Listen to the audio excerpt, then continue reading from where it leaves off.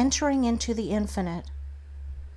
From the beginning of time, man, in spite of his bodily appetites and desires, in the midst of all his clinging to earthly and impermanent things, has ever been intuitively conscious of the limited, transient, and illusionary nature of his material existence, and in his sane and silent moments has tried to reach out into a comprehension of the infinite, and has turned with tearful aspiration toward the restful reality of the eternal heart. While vainly imagining that the pleasures of earth are real and satisfying, pain and sorrow continually remind him of their unreal and unsatisfying nature.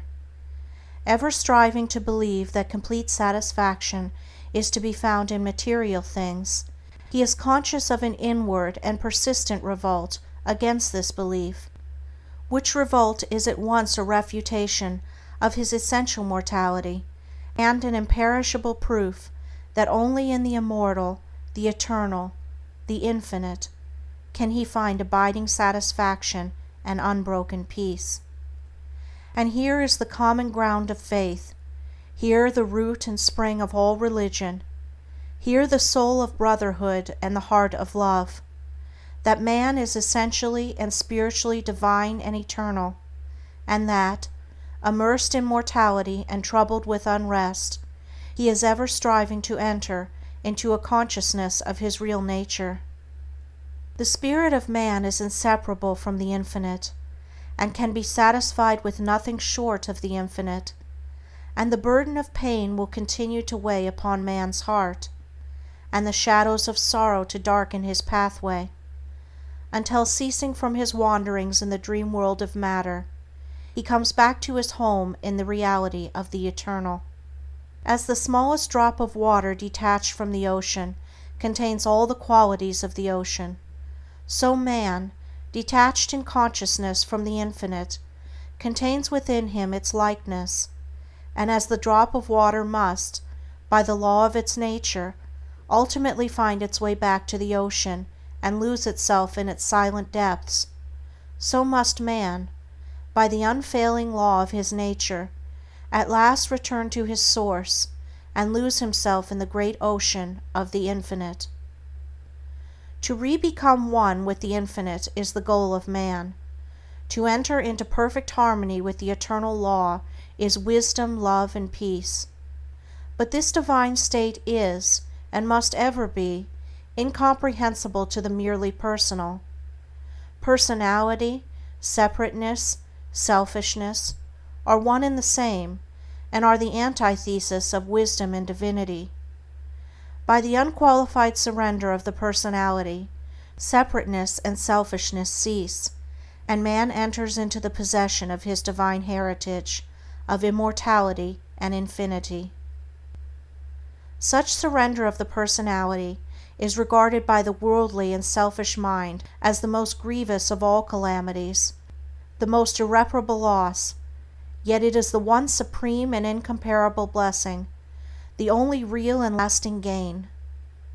The mind unenlightened upon the inner laws of being and upon the nature and destiny of its own life clings to transient appearances, things which have in them no enduring substantiality, and so clinging, perishes, for the time being, amid the shattered wreckage of its own illusions. Men cling to and gratify the flesh as though it were going to last forever, and though they try to forget the nearness and inevitability of its dissolution, the dread of death and of the loss of all that they cling to clouds their happiest hours, and the chilling shadow of their own selfishness follows them like a remorseless spectre.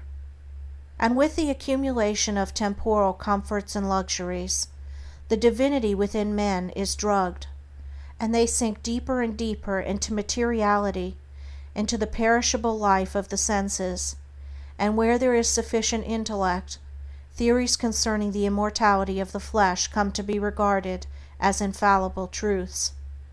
When a man's soul is clouded with selfishness in any or every form, he loses the power of spiritual discrimination, and confuses the temporal with the eternal, the perishable with the permanent, mortality with immortality, and error with truth. It is thus that the world has come to be filled with theories and speculations, having no foundation in human experience. Every body of flesh contains within itself, from the hour of birth, the elements of its own destruction, and by the unalterable law of its own nature must it pass away. The perishable in the universe can never become permanent. The permanent can never pass away. The mortal can never become immortal. The immortal can never die. The temporal cannot become eternal, nor the eternal become temporal. Appearance can never become reality, nor reality fade into appearance. Error can never become truth, nor truth become error.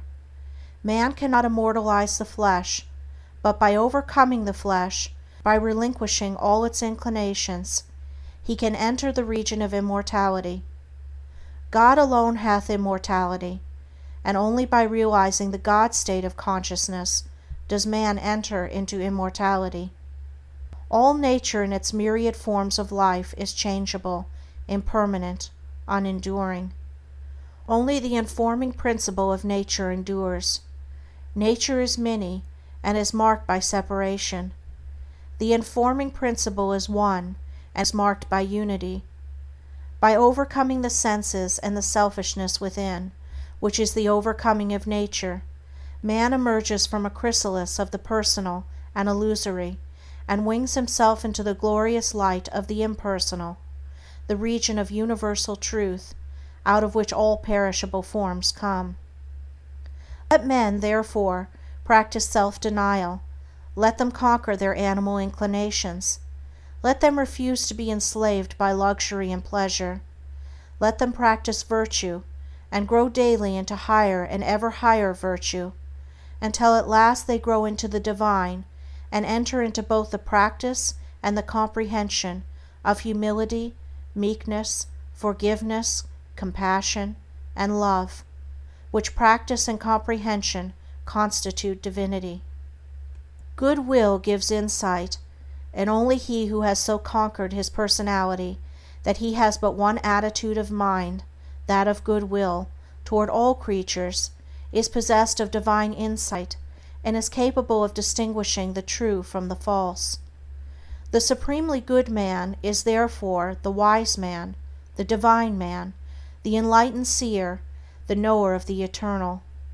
Where you find unbroken gentleness, enduring patience, sublime lowliness, graciousness of speech, self-control, self-forgetfulness, and deep and abounding sympathy, look there for the highest wisdom, seek the company of such a one, for he has realized the divine, he lives with the eternal, he has become one with the infinite. Believe not him that is impatient, given to anger, boastful, who clings to pleasure and refuses to renounce his selfish gratifications, and who practices not goodwill and far-reaching compassion, for such a one hath not wisdom, vain is all his knowledge, and his works and words will perish, for they are grounded on that which passes away. Let a man abandon self, let him overcome the world, let him deny the personal. By this pathway only can he enter into the heart of the infinite. The world, the body, the personality are mirages upon the desert of time, transitory dreams in the dark night of spiritual slumber, and those who have crossed the desert, those who are spiritually awakened, have alone comprehended the universal reality where all appearances are dispersed and dreaming and delusion are destroyed. There is one great law which exacts unconditional obedience, one unifying principle which is the basis of all diversity, one eternal truth wherein all the problems of the earth pass away like shadows. To realize this law, this unity, this truth, is to enter into the infinite, is to become one with the eternal. To center one's life in the great law of love is to enter into rest, harmony, peace. To refrain from all participation in evil and discord, to cease from all resistance to evil, and from the omission of that which is good, and to fall back upon unswerving obedience to the holy calm within, is to enter into the inmost heart of things, is to attain to a living, conscious experience of that eternal and infinite principle which must ever remain a hidden mystery to the merely perceptive intellect. Until this principle is realized, the soul is not established in peace, and he who so realizes is truly wise, not wise with the wisdom of the learned, but with the simplicity of a blameless heart and of a divine manhood. To enter into the realization of the infinite and eternal is to rise superior to time, and the world, and the body, which compromise the kingdom of darkness, and is to become established in immortality, heaven and the spirit, which make up the empire of light.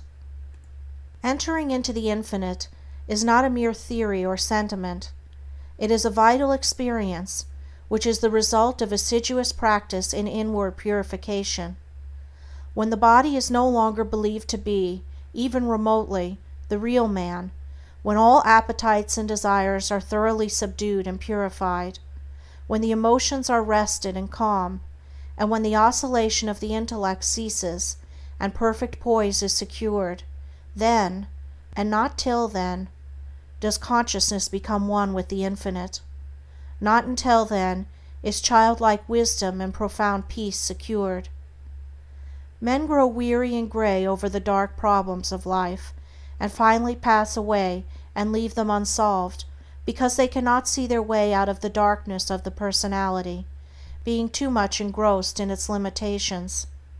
Seeking to save his personal life, man forfeits the greater impersonal life in truth. Clinging to the perishable, he is shut out from a knowledge of the eternal. By the surrender of self, all difficulties are overcome, and there is no error in the universe but the fire of inward sacrifice will burn it up like a chaff. No problem, however great, but will disappear like a shadow under the searching light of self-abnegation. Problems exist only in our own self-created illusions, and they vanish away when self is yielded up. Self and error are synonymous. Error is involved in the darkness of unfathomable complexity, but eternal simplicity is the glory of truth. Love of self shuts men out from truth, and seeking their own personal happiness, they lose the deeper, purer, and more abiding bliss. Says Carlyle, "There is in man a higher than love of happiness. He can do without happiness, and instead thereof find blessedness." Love not pleasure, love God. This is the everlasting yea, wherein all contradiction is solved, wherein whoso walks and works, it is well with him.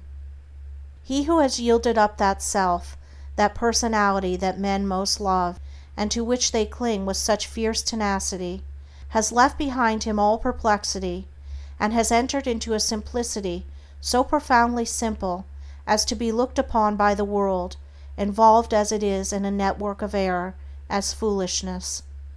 Yet such a one has realized the highest wisdom, and is at rest in the infinite. He accomplishes without striving, and all problems melt before him, for he has entered the region of reality, and deals, not with changing effects, but with the unchanging principles of things. He is enlightened with a wisdom which is as superior to ratiocination as reason is to animality. Having yielded up his lusts, his errors, his opinions and prejudices, he has entered into possession of the knowledge of God. Having slain the selfish desire for heaven, and along with it the ignorant fear of hell, having relinquished even the love of life itself, he has gained supreme bliss and life eternal, the life which bridges life and death, and knows its own immortality. Having yielded up all without reservation, he has gained all, and rests in peace on the bosom of the infinite. Only he who has become so free from self as to be equally content to be annihilated as to live, or to live as to be annihilated, is fit to enter into the infinite. Only he, ceasing to trust his perishable self, has learned to trust in boundless measure the great law, the supreme good, is prepared to partake of undying bliss. For such a one there is no more regret, nor disappointment, nor remorse, for where all selfishness has ceased these sufferings cannot be, and whatever happens to him he knows that it is for his own good, and he is content, being no longer the servant of self, but the servant of the Supreme. He is no longer affected by the changes of earth, and when he hears of wars and rumors of wars, his peace is not disturbed, and where men grow angry and cynical and quarrelsome, he bestows compassion and love. Though appearance may contradict it, he knows that the world is progressing, and that through its laughing and its weeping, through its living and its keeping, through its follies and its labors, weaving in and out of sight, to the end from the beginning, through all virtue and all sinning, reeled from God's great spool of progress, runs the golden thread of light. When a fierce storm is raging, none are angered about it, because they know it will quickly pass away, and when the storms of contention are devastating the world, the wise man, looking with the eyes of truth and pity, knows that it will pass away, and out of the wreckage of broken hearts which it leaves behind, the immortal temple of wisdom will be built. Sublimely patient, infinitely compassionate, deep, silent, and pure, his very presence is a benediction, and when he speaks, men ponder his words in their hearts, and by them rise to higher levels of attainment. Such is he who has entered into the infinite, who by the power of utmost sacrifice has solved the sacred mystery of life. Questioning life and destiny and truth, I sought the dark and labyrinthine Sphinx, who spake to me this strange and wondrous thing: concealment only lies in blinded eyes, and God alone can see the form of God. I sought to solve this hidden mystery, vainly by paths of blindness and of pain, but when I found the way of love and peace, concealment ceased, and I was blind no more.